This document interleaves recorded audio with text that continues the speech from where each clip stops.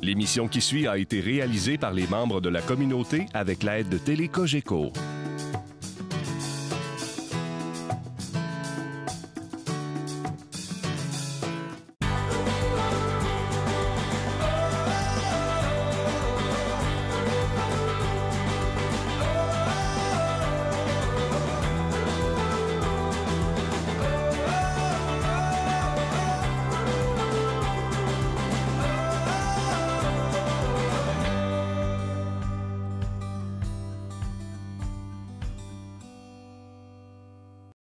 Bienvenue à Expo.tv. Cette semaine, on a une émission vachement remplie.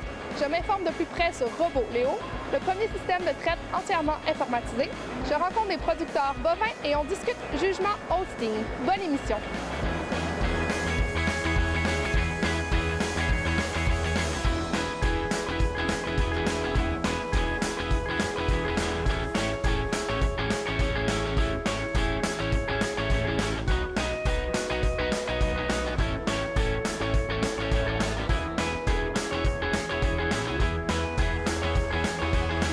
Combien de vaches possédez-vous?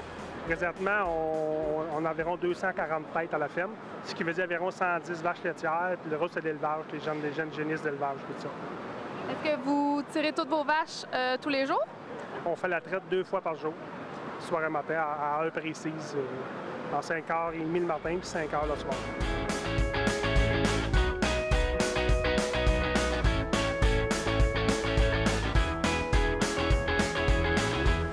C'est quoi les caractéristiques d'une bonne vache hosting? Une bonne vache hosting, avec une bonne caractéristique qu'il va avoir, ça va avoir un bon pied, un bon système mammaire, une vache qui va être pesante, qui va manger beaucoup d'aliments. On veut une vache qui a une bonne côte ouverte, qui a une bonne puissance laitière. Il faut qu'une vache qui va vous donner beaucoup de lait, il faut qu'elle consomme beaucoup d'aliments. Plus qu'elle va consommer, bien souvent, elle va le mettre dans le beau tête.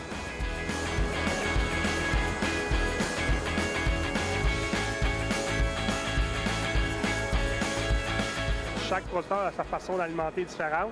On parle en kilos de matière sèche, peut-être entre 28 à 30 kilos de matière sèche par jour, ce qui veut dire environ 75 à 80 kilos d'aliments humides. Puis ça peut consommer jusqu'à 150 litres d'eau par jour une vache en pleine production. C'est quand même beaucoup? Oui. Puis une vache, il ne faut pas que ça manque d'eau. C'est pour ça qu'on a des nouvelles bols à débit rapide, qui boivent au moins 22-23 litres de débit d'eau à seconde, à minute.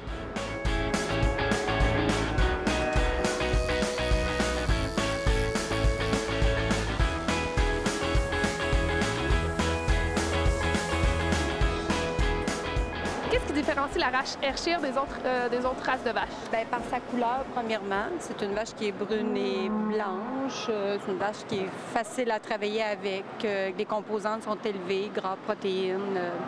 C'est une race facile à travailler avec.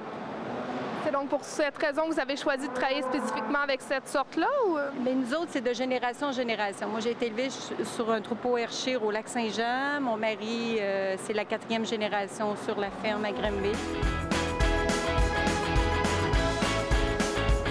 Qu'est-ce qu'il faut pour qu'une vache soit conforme? Il faut qu'elle soit fonctionnelle. Il faut qu'elle ait des bons membres. Un bon pis. Le pis, c'est ce qu'il y a de plus important pour la vache. Il faut qu'elle soit, côté le tempérament aussi, une vache facile à travailler avec. C'est sûr que dans les races laitières, on recherche pas mal toutes la même chose. Le pis, les bons membres, une vache qui va bien se lever, qui va être facile à garder en santé. Est-ce qu'il y a une différence dans le lait entre les différentes races de vaches laitières? Ça va jouer surtout sur les composantes. Tu as des races qui vont donner plus de lait, mais ils vont être moins élevés en gras protéines. Tu as des vaches qui vont donner moins de quantité de lait, mais qui vont être que la protéine va être en plus grande quantité. Tu as des races qui vont donner un lait qui est plus fromagé pour faire qui est plus facile à travailler avec pour les fromageries. Le lait, lorsqu'il sort du pis de la vache, il est à 38 degrés centigrades. Et dans les 60 minutes qui suivent, on devra descendre la température de ce lait-là entre 1 et 4 degrés. Donc, ça prend un bon système de réfrigération pour réfrigérer le lait, pour entreposer la quantité de lait qui est produit dans le troupeau, mais aussi le réfrigérer rapidement, toujours dans le but de garder un lait de très grande qualité.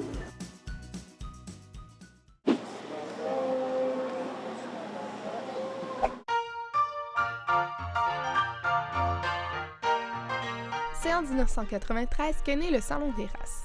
Un espace particulier avec un ou deux sujets d'animaux laitiers et de boucherie de races différentes qui a accueilli des animaux vedettes. En 1994, le taureau Starbuck fit sa dernière présence publique à l'expo. Il a été euthanasié quelques mois plus tard et enterré sur le site du Centre d'insémination artificielle du Québec. Son clone Starbuck 2 fut présent en 2010, preuve vivante de la réussite possible de cette technique controversée.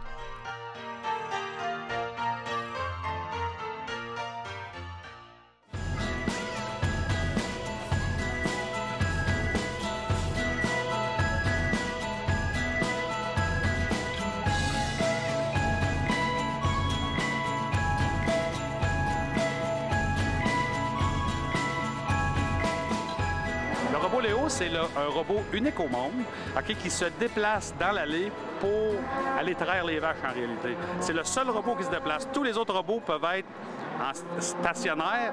Le nôtre va se déplacer, il va capturer, prendre l'animal, saisir l'animal, identifier l'animal, mettre les gobelets trailleurs, va traire la vache, enregistrer les données de production dans l'ordinateur et après ça, il va faire ça en boucle là, de vache en vache en réalité.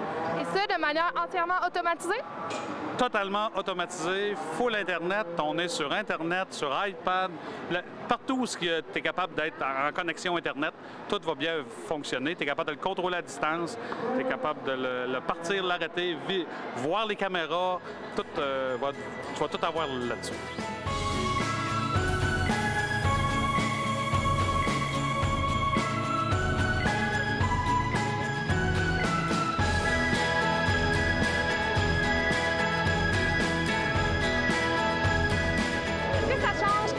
Pour l'animal, ce système de traite-là? Ou... Bien, ça change quoi? C'est que ça va changer le nombre de traites par jour. C'est que facilement, on peut faire une combinaison de 160 traites. La machine est capable d'aller à peu près entre 155 et 165 traites par jour. Donc, en faisant ce nombre de traites-là, bien, dépendamment du nombre de vaches que tu as, tu vas être capable de modifier ton... peut-être 2, 3 fois. Tu vas aller jusqu'à 3 fois et demi par traite par jour par vache en réalité. Ce qui va augmenter ta production de 12 à 15 de production comparativement à 2 traites par jour. Donc, pour le producteur, c'est beaucoup rentable pour lui d'aller chercher ce plus-là qui vient lui aider à rentabiliser la machine. Donc, il se trouve à agrandir son entreprise à l'intérieur.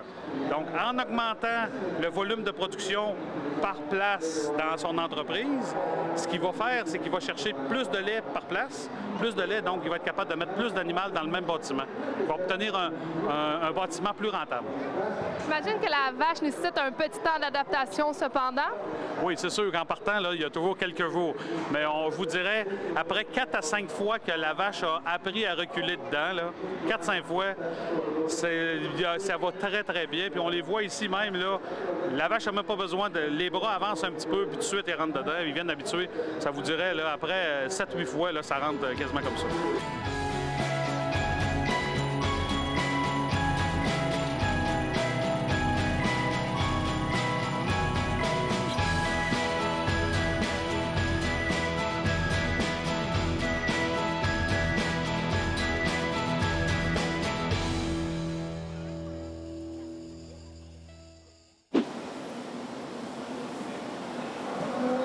Quelle sorte de vache avez-vous avec vous? Canadienne. Canadienne? Oui, c'est une race qui a été élevée au Québec, qui a été développée au Québec. C'est la seule. C'est la seule. Quelle est la différence entre cette race de vache-là et les autres races de vaches? C'est une race qui est un peu plus petite que les autres. Puis la couleur est uniforme, il n'y a pas de taches blanches dessus. Moi, j'ai des Suisses brunes chez nous. Suisses brunes? Ouais. Et celle-ci, est-ce que c'est une Suisse brune? Non, c'est une Hershire. Et pourquoi es-tu en train de la raser? C'est un concours de beauté, dans le fond. Fait que l'important, c'est de les faire paraître les plus laitières en soi. Donc, quand on enlève le poil, ça les donne plus de caractère laitier au bec.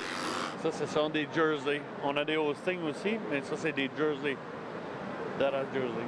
C'est quoi les caractéristiques des Jersey? C'est des vaches qui sont un petit peu plus petites que des Holstein. Ils produisent un petit peu moins de lait, mais sont très rustiques.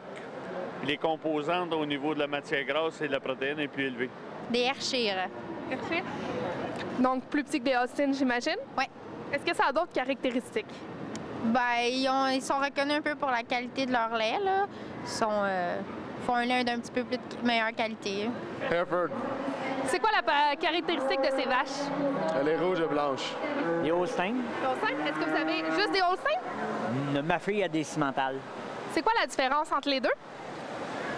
Les Holstein, c'est pour le lait, tandis que ça, c'est pour le bœuf.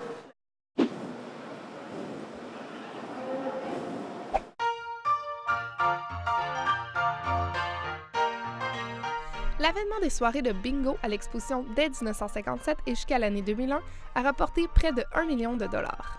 Dans les années 60, le bingo de l'Expo de Saint-Hyacinthe offrait des prix aussi surprenants qu'une voiture par année d'une valeur de 2 000 à 3 000 $. L'année 2013 a vu le retour en force du bingo dans l'aréna maintenant climatisée.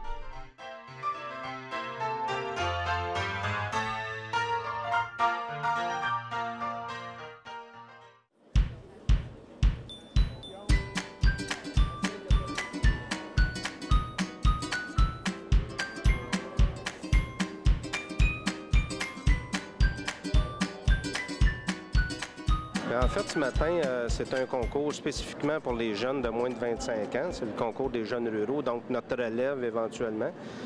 En fait, ce qu'on fait, c'est qu'on fait trois concours dans la même journée. On fait un concours d'expertise pour qu'ils développent leurs compétences à comment juger une bête. Ça, c'est en tout début. On fait un concours de conformation où là, ces jeunes-là ont à nous présenter leur bête. C'est comme un grand jugement, là, comme on va voir au niveau de la continuité de l'exposition. Et troisièmement, ce qu'on vient de voir, bien là, c'est un concours de présentation. C'est parce qu'on veut que les jeunes développent les compétences, les habiletés à comment présenter, parce qu'il y a une technique pour présenter les animaux, pour les emmener à leur plus haut potentiel.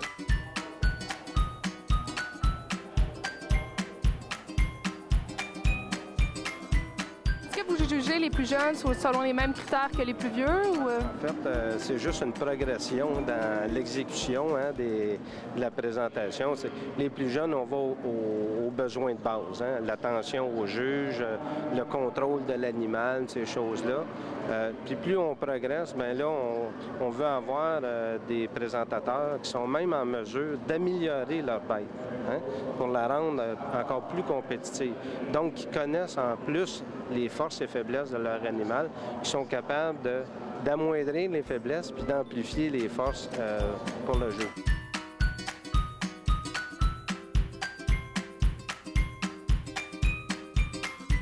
Les bêtes qu'on voit aujourd'hui, ces génisses-là, sont souvent présélectionnées dans le courant de l'hiver. Il y a donc 5-6 mois. Et puis, à partir de là, bien, il y a une alimentation spécifique pour les emmener dans la condition optimale. Il y a le dressage qui débute à ce moment-là pour que les animaux soient domptés, en fait, pour venir sur un terrain d'exposition. Et puis, les jeunes ont commencé déjà leur concours depuis mai, souvent, dépendant des régions, pour arriver à l'exposition régionale, comme ici, qui va se poursuivre avec leur exposition provinciale, le finale provincial à Montmagny dans quelques semaines, et éventuellement le championnat canadien à Toronto. Donc, c'est une progression pour les jeunes au courant de la période estivale.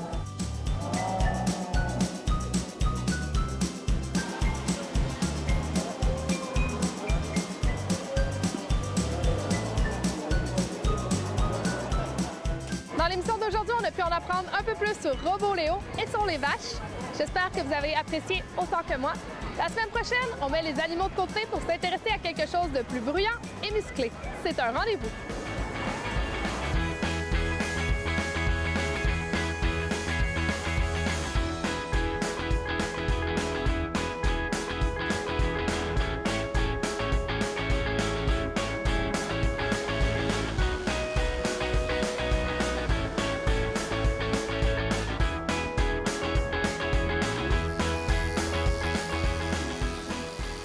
Télé Cogeco, un service exclusif aux clients de Cogeco.